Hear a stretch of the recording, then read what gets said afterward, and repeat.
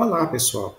Então, estamos aqui dando início efetivamente à disciplina de estratégia nas organizações públicas. E aí nós vamos começar hoje com esta primeira unidade sobre planejamento e a gestão estratégica nas organizações públicas. Nós vamos conversar sobre a base conceitual das teorias, dos autores que envolvem as estratégias, o planejamento e as estratégias na organização pública. Então, nós vamos discutir a importância dessa base conceitual. Nós vamos revisitar algumas funções essenciais da administração, vamos entender um pouquinho mais a conexão dessas funções com a estratégia e com o planejamento estratégico.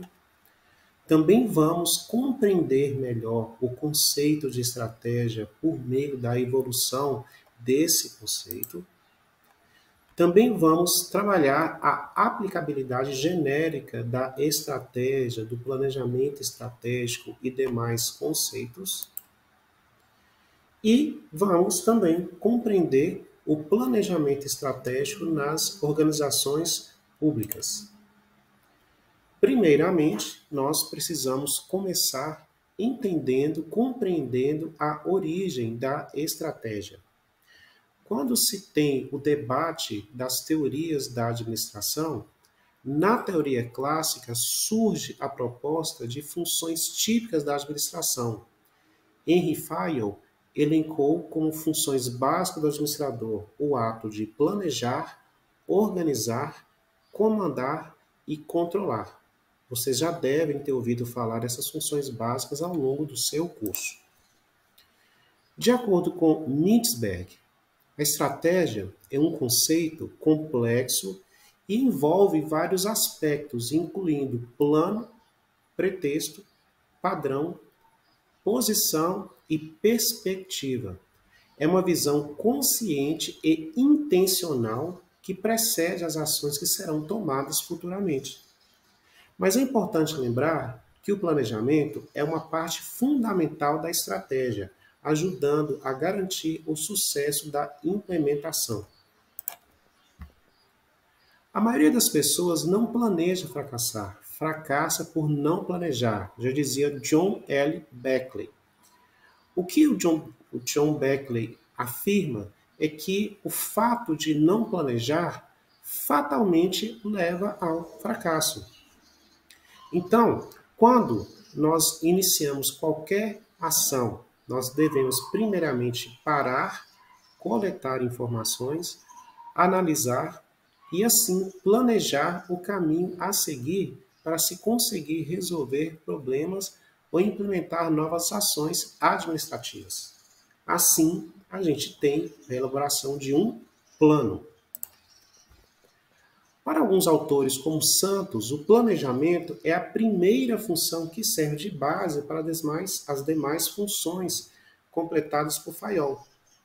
Ele traça, esse planejamento vai traçar um diagnóstico para definir os objetivos definidos, ou seja, a organização, a definição de objetivos definidos e os seus meios se trata da organização.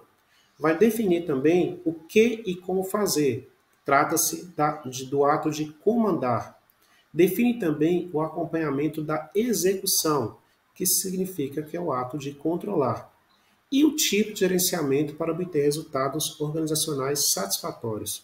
Então, tudo isso envolve o planejamento. Ao não planejar, as chances de fracasso são elevadas. Enquanto aqueles que planejam obtêm mais chances de êxito nos resultados de suas atividades administrativas, aqueles que não planejam têm mais possibilidades de mais fracassos. A ausência de planejamento traz à tona a improvisação. Em uma organização, você não pode lidar com seus processos, com a sua rotina de forma improvisada, porque tende a ter um grande fracasso. Quem não planeja acaba improvisando constantemente. E isso traz insegurança, traz riscos para a organização.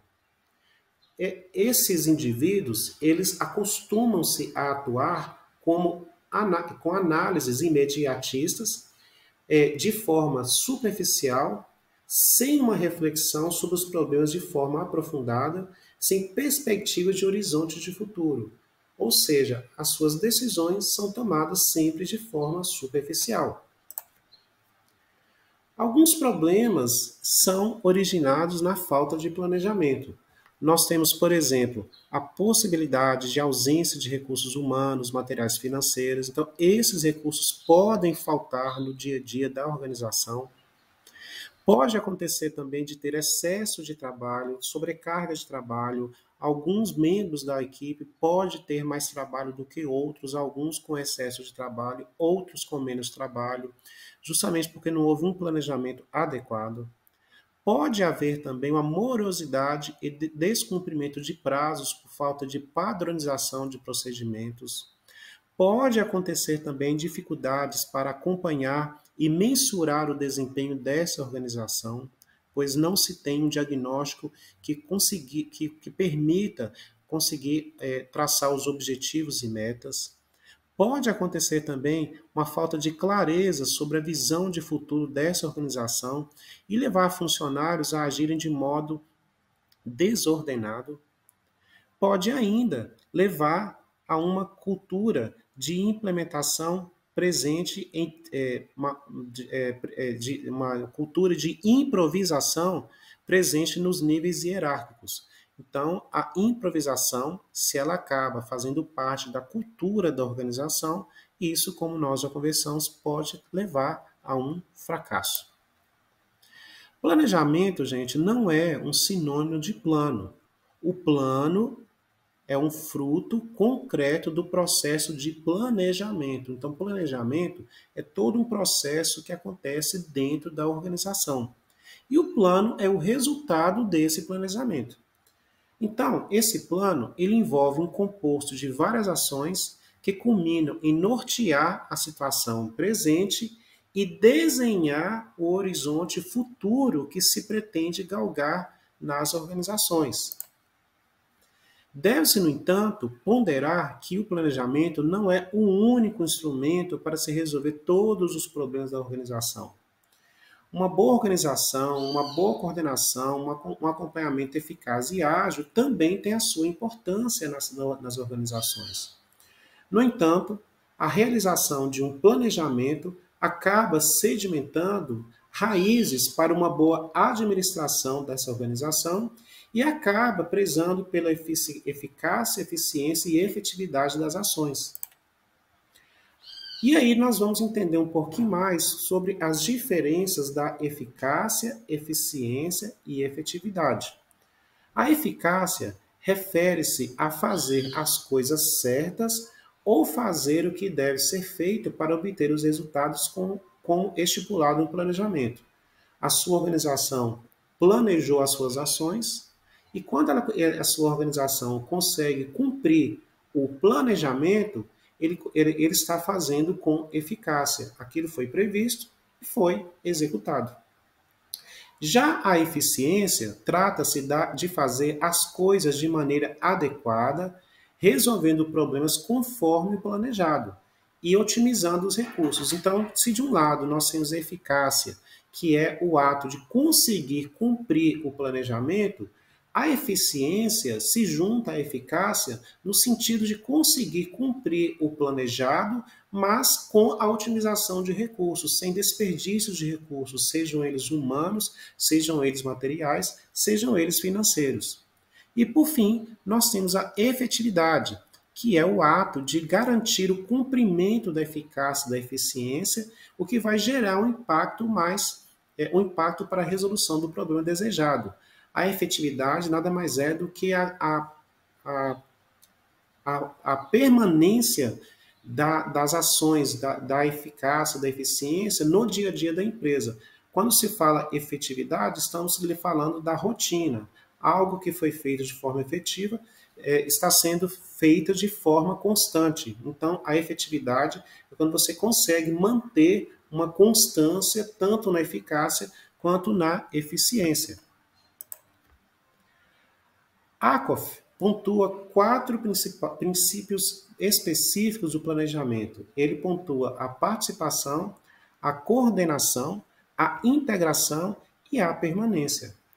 O planejamento é o processo em si que movimenta as pessoas da organização, envolve uma simbiose de participação entre as diversas áreas e, por vezes, também por diversos níveis hierárquicos.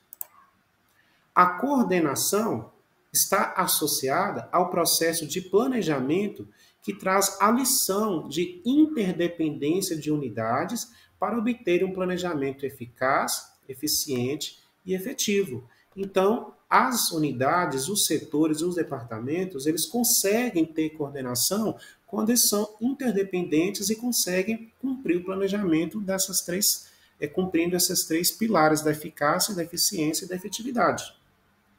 A integração é um elemento também do planejamento entre diversos níveis hierárquicos para desenho dos objetivos organizacionais de cima para baixo e os meios para alcance dos objetivos de baixo para cima. Então, a integração é quando você consegue planejar e integrar os diferentes níveis hierárquicos. Por fim, a permanência ela é algo atemporal do planejamento. Enquanto o processo exige-se adaptação às contingências, os planos têm prazo de validade. O plano ele pode ser feito, mas ele precisa de readequação, pois as contingências podem vir a acontecer. Por mais que se tenha a previsão, né, que se faça o máximo para prever, mas pode acontecer algumas mudanças e isso é chamado de contingências. Essas contingências precisam ser adaptadas, elas não podem ser desconsideradas. E os planos também têm um prazo de validade. Além de ter essas possibilidades de acontecimentos, os planos também eles acabam tendo prazo de validade. Então, o processo de diagnosticar, definir, implementar e acompanhar ou controlar acaba tendo ali readequações e deve ser constante quando se fala do planejamento estratégico. Também devemos esclarecer que temos duas grandes perspectivas do planejamento. O planejamento estratégico, o qual eu acabei de citar, e o planejamento tradicional. O tradicional, ele desenvolve um processo decisório que gera uma combinação ótima de atividade em áreas específicas. Ele acaba focando ali na elaboração dos planos de longo prazo. Quando se fala de longo prazo, é de 5 a 10 anos. Assume uma visão estática e acaba buscando delimitar objetivos e previsão de metas sem espaço para flexibilidade e adaptação das contingências. É uma concepção, o planejamento tradicional é uma concepção de sistema fechado e centralizado. Já o planejamento estratégico, ele emerge junto com a ciência das mudanças ambientais, que pondera em termos ambientais instáveis que essas instabilidades revelam mudanças econômicas, mudanças sociais, mudanças políticas, legais, tecnológicas, que podem trazer mais dificuldades para as organizações lidarem com o contexto. Portanto, essas mudanças ambientais podem acontecer, né? Como descreve Toffler, os métodos lineares têm dificuldades para lidar com ambientes instáveis, com vários fatores que impactam as organizações e assim sugere métodos não lineares para o planejamento, como, por exemplo, o planejamento estratégico. Nesse sentido, o planejamento estratégico permite que a organização se adapte de forma mais efetiva às mudanças ambientais e se torne mais competitiva no mercado. As organizações, então, que utilizam o planejamento estratégico conseguem maximizar as oportunidades e minimizar as ameaças e alcançar os objetivos de forma mais eficiente. O plano estratégico acaba se desdobrando em níveis específicos, hierárquicos e de complexidade, que são os níveis operacional, os níveis tático e o nível estratégico. O nível operacional, que é esse de baixo aqui, de verde, é onde são realizadas as atividades do dia a dia da organização. O nível tático é responsável por coordenar os recursos que a empresa utiliza para operacionalizar, para a sua operacionalização, né? E aí, essas estratégias, elas são definidas, são implementadas lá no nível estratégico, que é onde se vai definir objetivos e metas a longo prazo. Portanto, um depende do outro, né? E quando se fala de planejamento estratégico, quando se fala de plano, nós precisamos perpassar por todos esses níveis hierárquicos. O planejamento em âmbito estratégico pensa a organização de modo integral, bem como sua realização com o ambiente, seja o micro ou macroambiente. Traz os direcionamentos da organização para o horizonte de longo prazo e desdobra-se na execução de planos táticos e operacionais, lembrando aí que nós temos os níveis hierárquicos diferentes. Em termos de governo federal, os planos plurianuais, eles acabam sendo planos estratégicos e eles se desdobram em leis de diretrizes orçamentárias, como a LDO e a Lei Orçamentária Anual, que é a LOA. Então, os planos plurianuais acabam ditando estrategicamente como devem ser a LDO e a LOA. A gestão estratégica nas organizações acaba acontecendo por meio da estratégia, logicamente, e é bom a gente entender um pouquinho mais sobre o que seria essa estratégia que a gente ouve tanto falar. Então, primeiro, a estratégia vem do grego strategos, que está associada ao militarismo, a partir do generalato, que está relacionado à arte da guerra, da habilidade de comandar a organização militar a partir da antiga Grécia. Então, a estratégia, a ideia de estratégia surgiu lá na Grécia antiga, quando tinha os conflitos bélicos. Para essa visão seminal da estratégia, recordamos a concepção de planejar as ações a serem empreendidas no campo da batalha, de modo que não fiquem visíveis aos inimigos. Então, a estratégia é algo que precisa ser guardada às 7 chaves dentro daquele grupo militar e, consequentemente, dentro da organização.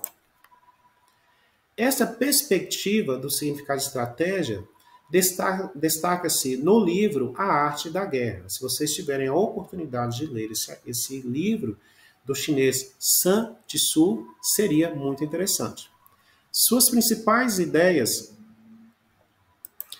convergem em orientar o desenvolvimento de uma ação lógica, que é a estratégia. Então, a estratégia é uma ação lógica, sistematizada, organizada, preparada, para obter a vitória com o menor uso de armas possível e o menor risco possível para a tropa. Tudo isso dentro das possibilidades que se tem ali em campo, né? Então, a arte de guerrear deve ser fruto do uso do pensamento estratégico, evitando constante confronto físico e armado. É a potencialização de recursos que tem ali em campo.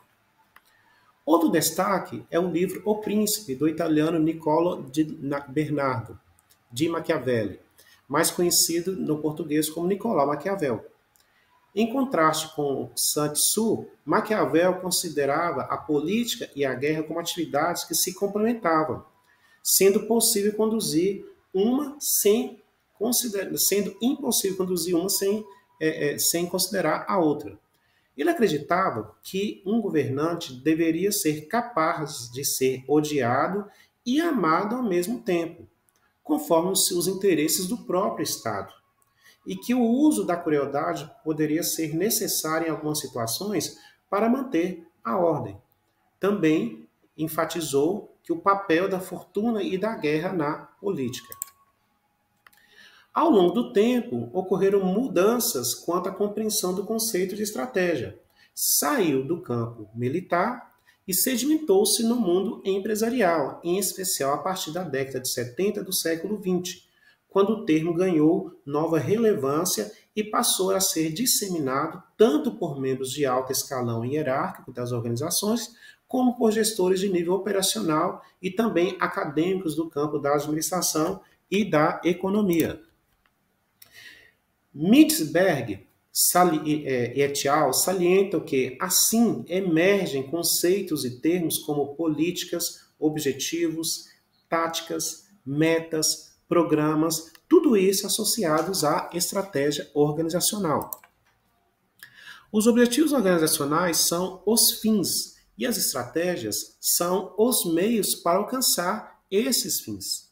A estratégia é, portanto, o comportamento da organização que a leva em direção a certos objetivos organizacionais, ou seja, a certos fins, bem como perseguir a sua missão, né? Toda empresa precisa definir a sua missão, a sua visão, né? os seus princípios. Então, vocês já devem ter ouvido falar desses itens quando se fala de planejamento estratégico. A estratégia oferece, então, um caminho ou plano para o sucesso da organização. Então, os objetivos organizacionais buscam o sucesso e a estratégia vai permitir a efetivação desse sucesso. Chandler define a estratégia como a determinação das metas e objetivos de longo prazo de uma organização. Também define como ações e alocações de recursos, sejam humanos, materiais e financeiros, necessários para a execução das metas estipuladas. A estratégia, como vantagem competitiva, se revelou como a perspectiva na identificação e na potencialização de diferenciais competitivos por parte das organizações. Vantagem competitiva é um termo que as empresas utilizam para mostrar que ela tem um grande diferencial em relação ao seu concorrente. Quando ela tem esse diferencial, isso se chama vantagem competitiva. Esse conceito resgata o cerne da guerra ou disputa em como superar a concorrência. Assim, surge a perspectiva da estratégia como posicionamento, cujo principal nome é do Michael Porter, também responsável pelo conceito de vantagem competitiva. Suas bases assentam-se na ideia de que a vantagem de uma organização em relação a outras pode ser observada a partir da estrutura do ambiente que influencia o comportamento, que por sua vez influencia o desempenho das organizações. Porter também enfatiza que a concorrência, embora possa ser vista como algo negativo, também pode ser vista como estimulante para a inovação. Então, a concorrência, ela obriga a empresa a ter mais vantagem competitiva e se inovar. A competição, então, pode forçar as empresas a se tornarem mais criativas e a encontrar novas maneiras de se diferenciar no mercado, o que pode levar a um aumento da vantagem competitiva. A vantagem competitiva não é algo que possa ser alcançado por meio de táticas simples, mas sim como resultado de uma estratégia bem elaborada e executada com precisão e consistência. Cabral sintetizou 3 grandes estilos de concepção sobre a estratégia. O primeiro é bastante difundido em meados da década de 70, dentro de uma ideia de planejamento em que o futuro é plenamente previsível. Todo desenho estratégico aí baseia-se na análise do provável. Caso não se obtenha sucesso, a falha está nos implementadores ou executores das ações e não nos planejadores. Na segunda concepção, o estilo estratégico, ali presente na década de 70, aporta a ideia da impossibilidade de previsão plena, assim traz à tona a limitação cognitiva e a compreensão de um futuro imprevisível e que o planejamento e a estratégia afiançam-se, eles escoram na imaginação possível. Então, para eles, existia uma questão mais de imaginação. Por fim, a terceira concepção de estratégia está presente ali nos anos 90. O estilo da estratégia como aprendizagem, partindo do estilo anterior do futuro desconhecido este acaba focando em desenvolver um aparato para a compreensão da atualidade, para construir caminhos estratégicos futuros para a organização. Então, a gente vê que a estratégia vem caminhando para uma modernização cada vez maior e para uma compreensão cada vez maior dos passos futuros dessa empresa. Então, o pensamento estratégico, ele passou por um processo de evolução, né? A partir de duas correntes. A primeira, a que considera eventos acontecidos ao longo dos anos ou décadas, com base nos estudos de Beckley e Serra Torres e Torres, e das escolas do pensamento estratégico desenvolvidas ao longo do tempo, com base nos estudos de Mintzberg, Astrand e Lempel. O marco na definição da evolução do pensamento estratégico, basicamente, são, conforme Bentley pontua, são os vários estudos que apontam os trabalhos de Gluck, Kaufman e Wallach.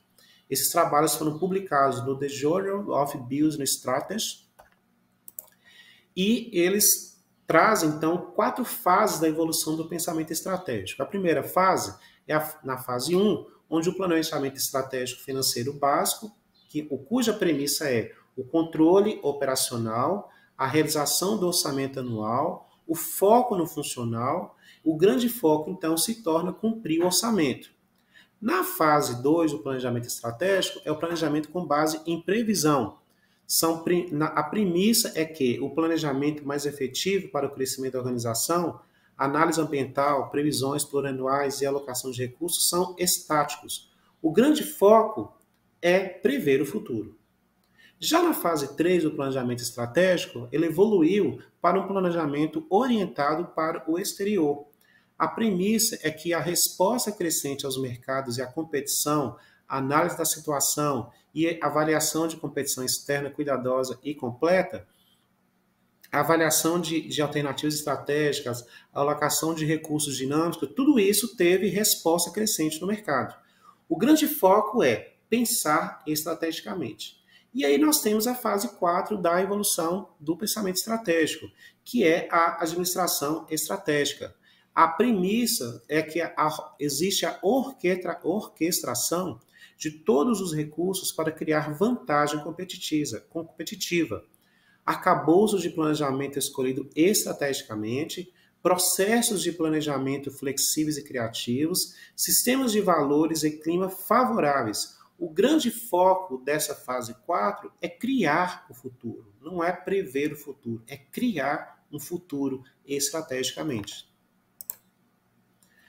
Então, a estratégia, a evolução dela, a gente observa que ela, ao longo do tempo, caminhou de questões mais objetivas e ligadas a finanças para algo mais subjetivo, mais complexo e ligado a questões macro do ambiente de negócios. Um marco a se destacar diz respeito à evolução do conceito de previsão para o futuro. No passado, era muito forte e até fazia certo sentido, pois o grau de complexidade dos negócios era menor do que se tinha hoje. Mas atualmente não se trabalha com previsão, e sim com prospecção ou criação de futuros. E para isso nós temos várias tecnologias que conseguem fazer com que a gente tenha prospecções, simulações cada vez mais próximas de um futuro, né? Trata-se de uma profunda mudança no modo de conceber as estratégias. Antigamente se planejava, que a organização imaginava para todas as suas dimensões, com foco em finanças, buscando o orçamento, buscando ali o passado, as respostas para o futuro. Hoje não faz mais sentido. Tem que se fazer o esforço de imaginar as pretensões futuras das organizações e trazer elementos para o presente, a fim de formular as estratégias que levarão ao futuro imaginado, ou melhor dizendo, ao futuro criado. Então, uma boa estratégia vai criar um futuro de sucesso para a sua organização. Então, nós temos uma linha do tempo da evolução do pensamento estratégico. Serra Torres e Torres, então, entendeu que a estratégia tornou-se cada vez mais detalhada e completa. Então, eles separaram em períodos históricos, com seus respectivos eventos e acontecimentos. Então, nós temos ali, a primeira Revolução Industrial, o surgimento de concorrência, mas sem forte influência de empresas. Aí nós chegamos à segunda Revolução Industrial, onde se teve o desenvolvimento de ferrovias, de mercado de massa, economias de escala, surgiram as escolas de administração e tudo isso impulsionou a administração como ciência administrativa. Aí nós viemos então para os anos 30, onde veio ali a estratégia da General Motors e deu atenção a fatores estratégicos das organizações. Henry Ford falava que qualquer pessoa compraria um carro desde que fosse um carro preto e da Ford. Aí veio a General Motors e trouxe a possibilidade de ter opções. Então eles trouxeram carros coloridos, trouxe variedades. Então o mercado entendeu que deveria se ter opções de produtos. Então essa foi uma estratégia que revolucionou ali nos anos 30. Aí nós viemos então ali na quarta parte para a Segunda Guerra Mundial, onde se teve o surgimento do conceito de curvas de aprendizado, que é a capacidade, então, de aprendizado ali de uma equipe, né, de recursos humanos ali, do indivíduo. E aí, então, nós chegamos nos anos 50, que foi a definição de objetivos e metas por Kenneth Andrews, onde se teve a predominância do orçamento e da administração financeira. Houve, então, uma descentralização de esforços. Nos anos 60, passamos por mudanças tecnológicas e diversificação, surgiu a análise SWOT, análise fofa, surgiram setores de planejamento nas organizações, surgiram conglomerados, curva de experiência e análise de portfólio. E aí, então nós chegamos nos anos 70, onde surgiu a ideia de competição distintiva, que tem a ver com uma competição mais detalhada, mais revolucionária em relação a outra, que se distingue de outras competições. Temos também a análise estrutural da indústria, das unidades estratégicas de negócios, do planejamento de cenários. Aí, ali na década de 80, começa a se ter a concorrência de importados, a globalização ganhando força, a escola de posicionamento, análise de atividade, estratégia competitiva e vantagem competitiva, a implementação de cultura corporativa, de gestão empreendedora. Aí nós partimos para a década de 90, onde se teve as fontes da vantagem competitiva, os códigos de ética, a governança corporativa, a criação do Balanced Scorecard. Aí chegamos nos anos 2000, que é a expansão do comércio eletrônico, o surgimento das estratégias de marketing digital, a análise de Big Data, a co-criação de valor, a inovação aberta e gestão de sustentabilidade. Partimos para os anos 2010, onde teve esse crescimento do uso de tecnologias móveis, inteligência artificial, análise preditiva, modelos de negócios inovadores e foco na experiência do cliente. Destaco que a análise preditiva é uma grande ferramenta para você conseguir simular e prever cenários futuros para a empresa e definir melhores estratégias para essas empresas. E aí nós chegamos nos anos 2020, onde se está tendo a intensificação da transformação digital, que é um processo em que a empresa transforma os seus processos offline em online, né, em digital. Não propriamente online, mas hoje em dia é tudo online, né? Mas basicamente é transformar os processos tradicionais em processos digitais. A ênfase na resiliência organizacional, o aumento do trabalho remoto, as abordagens ágeis de gestão, a sustentabilidade como fator crítico de sucesso. Então, tudo isso é a evolução que se tem ali na linha do tempo do pensamento estratégico. Esses autores, eles sugeriram uma evolução até ali nos anos 2006. O restante foi o autor aqui, Alcino, que complementou, já que seria interessante a gente entender um pouquinho mais sobre essa evolução do pensamento estratégico. E aí, então, nós chegamos às 10 escolas do pensamento estratégico. Então, as teorias administrativas, elas são divididas em escolas. É como se fossem grupos que estudaram cada área da administração. Então, chegamos, então, a essas 10 escolas, onde nós temos a escola do design, onde se tem estratégia como processo de concepção, Nós chegamos à escola do planejamento, onde se tem estratégia como processo formal. Aí nós chegamos à escola do posicionamento, onde se tem estratégia como processo analítico. A escola empreendedora, onde estratégia é um processo visionário. A escola cognitiva, onde a estratégia é um processo mental. A escola de aprendizado, onde a estratégia é um processo emergente. A escola do poder, onde a estratégia é um processo de negociação. A escola cultural, onde a estratégia é um processo coletivo. A escola ambiental, onde a estratégia é um processo reativo. E a escola de configuração, onde a estratégia é um processo de transformação.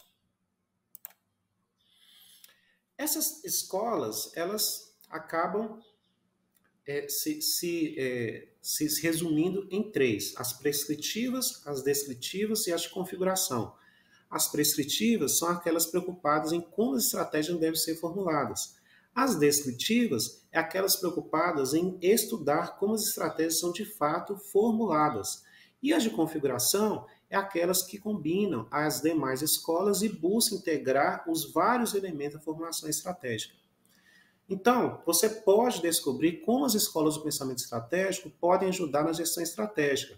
Então, consulte o livro Safari da Estratégia, um roteiro pelos setores do planejamento estratégico, ou material didático de administração estratégica da autoria de Maurício Fernandes. Esse material didático eu já coloquei à disposição suas lá na sala virtual, na pasta lá, que se chama Ampliando o Conhecimento. E esse livro, vocês podem adquiri-lo, tá? Ele é vendido aí pela Amazon e é um livro bem interessante. Bom, o planejamento e a gestão estratégica no setor público, eles são fundamentais, é uma função central para o administrador público. Ao incorporar a estratégia no planejamento, busca-se modificar o comportamento da organização para alcançar melhores resultados. Nem toda estratégia traz resultados positivos automaticamente. Para potencializar as organizações públicas, é preciso unir o pensamento estratégico e o planejamento em um conjunto de ações gerenciais que visem produzir valor público à sociedade.